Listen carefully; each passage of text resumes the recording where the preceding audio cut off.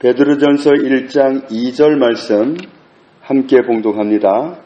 곧 하나님 아버지의 미리 아심을 따라 성령이 거룩하게 하심으로 순종함과 예수 그리스도의 핏부림을 얻기 위하여 택하심을 받은 자들에게 편지하노니 은혜와 평강이 너희에게 더욱 많을지어다. 아멘.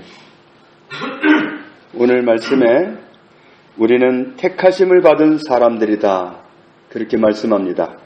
여기서 택하심을 받았다는 말이 원어로 보면 정선한, 선택된, 고르고 고른 그런 뜻입니다.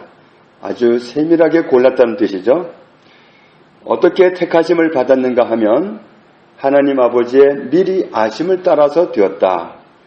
그리고 성령님이 거룩하게 해주셨기 때문에 되었다. 하나님이 거룩하시기 때문에 거룩해지지 않고는 하나님과 상관이 되지를 않습니다. 그런데 무슨 목적으로 택하셨느냐 하면 순종함과 또 한 가지는 예수 그리스도의 핏부림을 얻기 위해서 그렇다. 하나는 순종하는 사람이 되게 하는 것이 목적이고 또 하나는 예수 그리스도의 핏부림을 얻는 것이 목적이다. 로마서 5장 19절 말씀을 보면 죄의 뿌리, 죄의 본질은 하나님께 불순종하는 겁니다. 하나님께 불순종하는 것이 죄인데 불순종하던 사람을 순종하는 사람으로 살게 하려고 택하셨다, 그런 말씀입니다. 불순종하면 하나님과 상관이 없습니다. 순종하는 사람이 하나님의 사람입니다. 하나님의 말씀을 듣는 사람이 하나님께 속한 사람이지, 나는 하나님께 속한 사람이야 하고 사단의 말을 즐겨 듣는다면 그 사람은 하나님께 속한 사람이 아닙니다. 에스겔 37장 23절에 그들이 그 우상들과 가증한 물건과 그 모든 죄악으로 더 이상 자신들을 더럽히지 아니하리라. 내가 그들을 그 범죄한 모든 처소에서 구원하여 정결하게 한즉 그들은 내 백성이 되고 나는 그들의 하나님이 되리라. 하나님이 우리를 일방적으로 택하셔서 정결하게 해가지고 구원해가지고 우리를 하나님의 백성이 되게 하신다. 또 예레미야 24장 7절에 내가 여호와인 줄 아는 마음을 그들에게 주어서 그들이 전심으로 내게 돌아오게 하리니 그들은 내 백성이 되겠고 나는 그들의 하나님이 되리라. 하나님을 알아보도록 만들어 가지고는 돌아오게 해서 하나님 백성을 만들겠다, 그런 말씀이죠. 에스겔 11장 19절 이하에 내가 그들에게 한 마음을 주고 그 속에 새 영을 주며 그 몸에서 돌 같은 마음을 제거하고 살처럼 부드러운 마음을 주어 내 율례를 따르며 내 규례를 지켜 행하게 하리니 그들은 내 백성이 되고 나는 그들의 하나님이 되리라. 이 약속하신 말씀대로 하나님의 말씀에 순종하는 사람이 하나님의 사람이기 때문에 하나님께 순종할 수 있는 사람이 되게 하려고 택하셨다. 하나님께 순종할 수 있는 사람이 하나님의 사람입니다. 그런데 그것이 우리 힘으로 되는 것이 아니라는 사실을 알 수 있습니다. 처음 율법은 우리 힘으로 그렇게 살으라고 하는 명령이었습니다. 그런데 그 명령을 받고 손들기를 바랐는데 사람들이 깨닫지를 못해서 손을 못 들었습니다. 그런데 이번에는 하나님께서 하나님의 도우심으로 하나님의 말씀이 깨달아지게 하시고 하나님 말씀대로 살아갈 수 있는 힘을 주셔서 하나님 말씀에 순종함으로 하나님 백성이 되게 하신다. 이것이 하나님의 애초에 가지고 있는 계획입니다. 그래서 그 계획대로 하나님이 살아가게 하려고 택하셨다. 요한일서 3장 6절에 그 안에 거하는 자마다 범죄하지 아니하나니 범죄하는 자마다 그를 보지도 못하였고 그를 알지도 못하였느니라. 하나님께 속했다면 말 안 듣는 일이 없다. 하나님께 속한 사람, 하나님 섬기는 사람이 하나님 말 안 듣는다 그러면 그건 잘못됐다는 거죠. 요한일서 3장 9절에 하나님께로 난 자마다 죄를 짓지 아니하나니 이는 하나님의 씨가 그의 속에 거함이요 그도 범죄하지 못하는 것은 하나님께로부터 났음이라. 하나님께로부터 났기 때문에 하나님 말씀을 듣는다. 전에는 우리가 하나님께 순종하지 않는 삶을 살아왔던 사람들인데, 그런데 그렇게 살아가지고는 하나님과 상관이 없기 때문에 하나님은 우리를 택하셨는데 하나님 말씀에 순종할 수 있는 사람이 되게 해주시려고 택하셨습니다.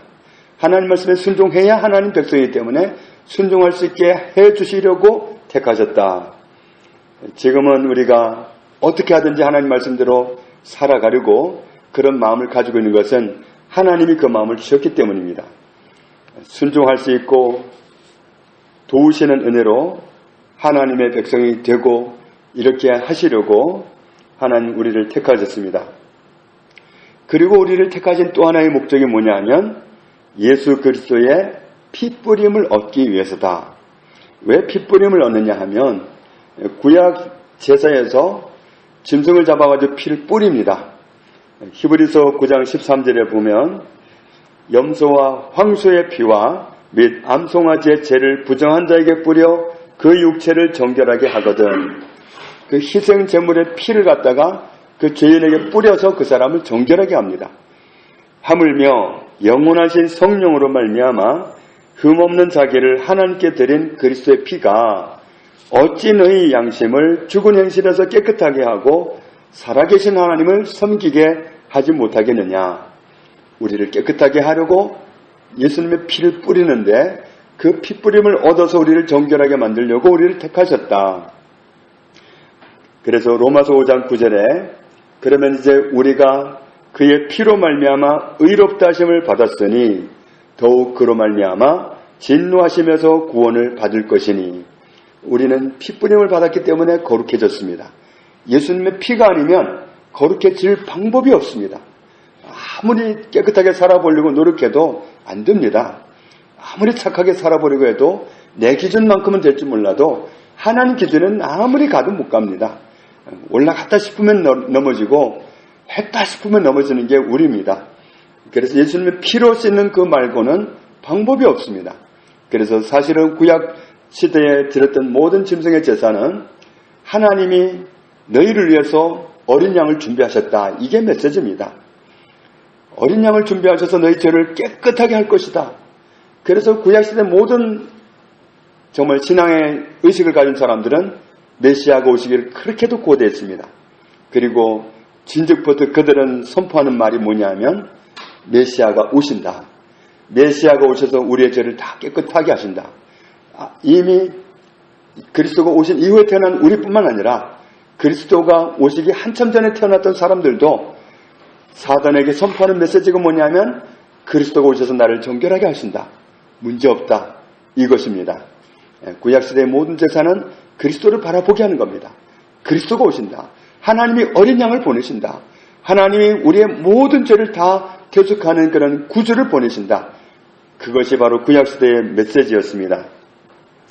에베소서 1장 7절 우리는 그리스도 안에서 그의 은혜의 풍성함을 따라 그의 피로 말미암아 속량 곧 죄 사함을 받았느니라. 예수님의 피 때문에 우리는 죄 사함을 받았습니다. 죄가 없어야 하나님의 백성입니다. 하나님께 순종하는 사람으로 회복되었고 예수님의 핏부림을 받아서 죄인이었던 우리가 의인이 되었습니다. 그래서 이런 상태로 하나님의 백성, 하나님의 자녀로 살아가게 하시려고 우리를 택하신 겁니다. 그렇다면 우리가 좀 알아야 될 부분이 있는데 하나님이 어디까지 택하셨는가? 누구까지 택하셨는가? 어떤 사람을 택하셨는가? 이걸 아는 것이 좀 중요합니다. 하나님의 택하심을 잘못 알면 한때 미국에서 그런 시절이 있었습니다. 나는 택함 받았어. 나는 선택받은 사람이야. 나는 구원받은 사람이야. 이렇게 자기 확신을 가지고 있던 사람들이 이웃에 나가서 연약한 사람들에게 함부로 했어요. 그 얼굴 색깔이 다른 사람들에게 함부로 하고 다른 동네 사람들에게 행패를 부리고 못된 짓을 했어요. 그리고는 하는 말이 뭐냐면 나는 택함을 받았기 때문에 무슨 짓을 해도 나는 구원받는다 이랬어요. 그래가지고 믿는 사람들이 점점 생각이 모아지기를 이게 무슨 믿는 사람이냐. 하나님하고 닮아야 하나님 백성이지 뭐 하나님과 전혀 다른 마음을 가지고 이렇게 정말 나쁜 짓을 하면서 살아가면서 무슨 선택받았다고 하냐? 이건 아니지 않느냐? 그런 각성이 일어나가지고 그때 일어난 운동이 교회가 새로워져야 된다. 그래서 일어나가지고 이제 무슨 일이 벌어졌느냐면 교회가 하나가 돼야 된다. 하나가 되려고 보니까 교회마다 이름이 다 달라. 그래서 우리가 교회 이름이 다 달라갖고는 하나가 못 된다. 우리는 그리스도의 사람들이니까 그리스도의 교회로 하자. 그러면서 성경에서 자꾸 찾아가지고 하다 보니까 그리스도의 교회로 교회가 연합이 되기 시작했습니다. 물론 그런 과정에서도 불협화음이 있고 또 단점이 있으니까 또 나오고 또 흩어지고 그래가지고 다른 교단들이 지금도 남아있지만 현재 미국 교회에서 가장 많은 교단은 그리스도의 교회입니다. 한국에는 장로교회 선교사가 먼저 들어왔기 때문에 장로교회가 많고 감리교회가 많고 선교교회가 많지만 미국에서 제일 큰 교단은 그리스도의 교회입니다. 과거에 그런 아픔이 있었기 때문에 그런 그리스도의 교회라는 교회가 생겨난 겁니다. 그러니까 잘못 알면 어디까지 택하신지를 잘못 모르면 그런 착각에 빠져가지고 그렇게 살다가 어디로 가겠어요? 너희가 나를 불러 주여 주여 한다고 해서 다 들어갈 줄 아느냐? 하늘에 계신 아버지의 뜻대로 행하는 자라에 들어간다고 하셨는데 그게 무슨 하나님의 뜻입니까? 이웃에 나가서 행패를 부리고 죽이는 걸 아무렇지도 않게 생각하고 자기는 무슨 죄를 지어도 선택받았기 때문에 구원받는다 생각하고 지금 내가 개망난으로 살아도 나는 선택받았기 때문에 구원받는다고 생각하는 그런 말도 안 되는 구원관을 가지고 세상을 어지럽히는 말도 안 되는 겁니다. 그러니까 우리가 어디까지 구원받았냐 이걸 아는 건 중요합니다. 하나님의 택하심을 우리가 잘 알아야 되는데 하나님의 택하심을 잘못 알면 복음을 안 전해도 될 것 같이 생각이 됩니다. 그렇다면 초대교회는 복음을 안 전했을 겁니다. 그러나 초대교회는 무수하게 많은 사람들이 순교를 당했습니다. 12제자 중에서 대부분이 순교를 당했습니다. 평신도들도 수없이 순교를 당했습니다. 복음을 전하지 않았다면 결코 순교를 당하지 않았을 겁니다. 그리고 그들이 그렇게 목숨을 걸고 복음을 전하지 않았다면 복음이 우리에게도 오지 않았을 겁니다. 사도행전 20장 24절에 사도 바울은 고백합니다. 내가 달려갈 길과 주 예수께 받은 사명 곧 하나님의 은혜의 복음을 증언하는 일을 마치려 하면은 나의 생명조차 조금도 귀한 것으로 여기지 아니하노라. 바울은 복음을 전하는 데 있어서 목숨을 걸었습니다. 그래서 할 수만 있으면 복음을 알지 못하는 곳에 가서 복음을 전하려고 목숨을 걸었습니다. 그가 그렇게도 핍박을 많이 받고 특히 동족에게 그런 많은 학대를 받았던 것은 복음을 전했기 때문입니다.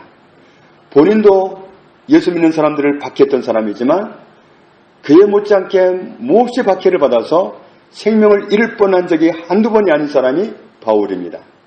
그런데 그는 고백하기를 나는 받은 사명이 이거다. 복음 전하는 것은 나의 사명이다. 이걸 감당함에 있어서는 내 생명도 나는 아끼지 않으련다. 그런 각오를 가지고 복음을 전했습니다. 마가복음 16장 15절에 주님은 말씀하셨습니다. 너희는 온 천하에 다니며 만민에게 복음을 전파하라. 이것이 주님의 명령입니다. 어디도 국경이 없습니다. 복음을 전하는 데 있어서는 국경도 없고 무슨 인종도 없고 나이도 없고 아무것도 없습니다. 온 천하에 다니면서 누구에게든지 만민은 모든 사람을 포함합니다. 모든 사람에게 복음을 전하라. 또 마태복음 28장 18절 이하에도 주님은 동일한 말씀을 하셨습니다. 하늘과 땅의 모든 권세를 내게 주셨으니 그러므로 너희는 가서 모든 족속으로 제자를 삼아 아버지와 아들과 성령의 이름으로 세례를 주고 내가 너희에게 분부한 모든 것을 가르쳐 지키게 하라. 볼지어다 내가 세상 끝날까지 너희와 항상 함께 있으리라. 복음 전하는 그곳에 주님은 함께 계십니다. 그래서 많은 분들이 간증을 하는데 전도에 아주 열심을 가진 사람들이 고백하는 말이 뭐냐면 복음을 전하기 전에는 어려웠대요. 생활이 궁핍하고 어려웠는데 복음 전하고 나서 하나님이 자기 생활을 책임지시더래. 자기는 그래서 복음 전하는데 목숨을 걸다시피 하고 생업을 포기하다시피 했는데 하나님은 경제가 자기가 애쓰고 노력하고 벌었을 때보다 더 잘되게 해주셔가지고 형통하다는 거예요. 그러니까 복음을 전하는 사람마다 동일한 간증을 합니다. 하나님 나를 이렇게까지 축복해 주셨습니다. 그러면서 복음 전하는 게 얼마나 감격 있고 정말 하나님이 은혜를 주시는지를 고백하는데, 우리가 복음 전하는 것은 하나님의 명령입니다. 초대교회가 복음을 전했기 때문에 순교를 했던 거고, 초대교회가 복음을 전했기 때문에 우리에게까지 복음이 온 겁니다. 로마서 10장에 있는 말씀을 잠시 보겠습니다. 로마서 10장 9절에 있는 말씀을 보면, 구원받는 과정은 이렇습니다. 내가 만일 내 입으로 예수를 주로 시인하며 또 하나님께서 그를 죽은 자 가운데서 살리신 것을 내 마음에 믿으면 구원을 받으리라. 사람이 마음으로 믿어 의에 이르고 입으로 시인하여 구원에 이르느니라. 예수님이 나의 구주 되심을 발견하고 입술로 고백하고 믿는 사람마다 다 구원받는다. 그래서 11절에 성경에 이르되 누구든지 차별이 없습니다. 누구든지 그를 믿는 자는 부끄러움을 당하지 아니하리라 하니, 유대인도 헬라인도 차별이 없습니다.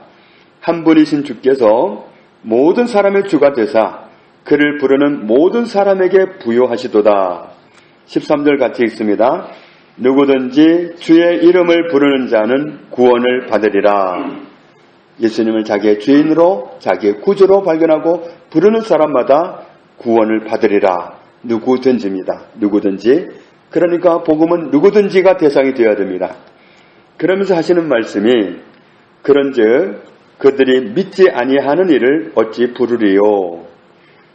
듣지도 못한 일을 어찌 믿으리요? 전파하는 자가 없이 어찌 들으리요? 보내심을 받지 아니하였으면 어찌 전파하리요? 기록된 바 아름답도다 좋은 소식을 전하는 자들의 발이요 함과 같으니라. 복음을 전하는 그 발은 아름답다는 거예요. 하나님 보시기에 진짜 사람 살리는 게 복음입니다. 요한복음 3장 16절을 우리 같이 읽겠습니다. 하나님이 세상을 이처럼 사랑하사 독생자를 주셨으니 이는 그를 믿는 자마다 멸망하지 않고 영생을 얻게 하려 하심이니라. 아멘. 이는 그를 믿는 자마다 그랬는데, 이 자마다가 원어로는 파스입니다. 이 파스란 말은 모든, 각각의 모든, 온갖 그런 뜻입니다. 정말 차별이 없이 모든 사람입니다. 누구든지입니다. 누구든지, 그를 믿는 누구든지 멸망하지 않고 영생을 얻게 하는 것, 그것이 복음의 범위입니다. 그래서 이 복음은 정말 모든 사람, 한 사람도 차별 없이 다 전파되기를 하나님은 원하십니다. 디모데전서 2장 4절에 하나님은 모든 사람이 구원을 받으며 진리를 아는 데에 이르기를 원하시느니라. 베드로후서 3장 9절에도 오직 주께서는 너희를 대하여 오래 참으사 아무도 멸망하지 아니하고 다 회개하기에 이르기를 원하시느니라. 어떤 사람은 멸망하기 바라시고 어떤 사람은 구원하기를 바라시고 그런 게 아닙니다. 요한일서 2장 2절에 그는 우리 죄를 위한 화목제물이다. 예수님은 우리 죄를 위한 화목제물이다. 그러면서 하는 말씀이 우리만 위할 뿐 아니요 온 세상의 죄를 위하심이라. 온 세상 모든 사람을 대상으로 그들을 구원하기 위해서 주님의 피가 들여졌다는 겁니다. 모든 사람의 구원을 위해서 화목제물이 되셨다는 말씀입니다. 그렇기 때문에 복음은 모든 사람입니다. 모든 사람은 복음을 들어야 할 그런 자격이 있고 정말 그런 권리가 있습니다. 그래서 우리는 모든 사람에게 복음을 전해야 됩니다. 오늘 본문 말씀 베드로전서 1장 2절에 우리를 아시는 하나님의 은혜와 배려로, 그리고 성령님이 거룩하지 못하던 우리를 거룩하게 해주신 은혜로 순종하는 사람이 되게 해주셔서, 그리고 예수님의 피로 모든 죄를 씻어주셔서 하나님의 전적인 은혜로 우리는 택하심을 받았고 하나님의 자녀가 되었습니다. 고린도후서 5장 19절 말씀에 곧 하나님께서 그리스도 안에 계시사 세상을 자기와 화목하게 하시며 그들의 죄를 그들에게 돌리지 아니하시고 화목하게 하는 말씀을 우리에게 부탁하셨느니라. 그들의 죄를 그들에게 돌리지 않았다. 이 돌린다는 말이 원어로는 보면은 계산하다, 판단하다, 평가하다, 지불을 청구하다 그런 뜻입니다. 죄 지은 사람에게 죄값을 내놓으라는 얘기가 아니라 하나님은 각 사람에게 죄값 내놔, 죄값 물어, 너 형벌 받아 하시지를 않으시고 그들에게 돌리지 아니하시고 아들을 통해서 다 해결했다고 말씀하시면서 너와 나는 화목해야 된다. 화목하게 하는 말씀을 우리에게 부탁하셨다. 그래서 이것은 나와도 해당이 되고 다른 사람과도 해당이 되는 말씀입니다. 나에게도 나의 죄를 묻지 아니하십니다. 예수님에게서 죄가 해결되었기 때문에 예수님의 피가 우리의 죄를 다 씻었기 때문에 예수님 안에서 하나님은 나에게 내 죄를 묻지 않으시고 다른 사람 역시 그에게서 그의 죄를 묻지 아니하십니다. 그래서 우리에게 화목하게 하는 말씀을 가지고 나아가기를 전달해 주기를 원하십니다. 그래서 이 말씀은 결국 하나님은 내 죄도 문제 안 삼으시고 다른 사람의 죄도 문제를 안 삼으십니다. 예수님에게서 다 해결되었기 때문에 예수님에게서 어떤 사람의 죄든 다 그 수치가 다 가리워졌습니다. 모든 허물이 거기에서 다 끝났습니다. 그렇기 때문에 하나님은 죄값 내나 안 하시는 겁니다. 그 사람에게 그 죄를 묻지 아니하시고 그 사람의 그 죄를 돌리지 아니하시고 이미 아들이 다 해결했기 때문에 우리 화목해. 너와 나는 화목해야 된다. 그래야 네가 살지 아니면 영원한 멸망이다. 이것이 하나님께서 전하시는 메시지입니다. 오늘 베드로전서 1장 2절에서 하나님 우리를 이런 목적으로 택하셨다는 사실, 이런 정말 일방적인 은혜요, 정말 전반적인 은혜, 전체의 은혜, 정말 우리가 감당할 수 없는 그런 큰 은혜를 베푸셔서 우리를 구원해 주셨습니다. 하나님의 전적인 은혜가 아니면 우리는 구원받을 수 없었는데 이건 전적인 은혜였습니다.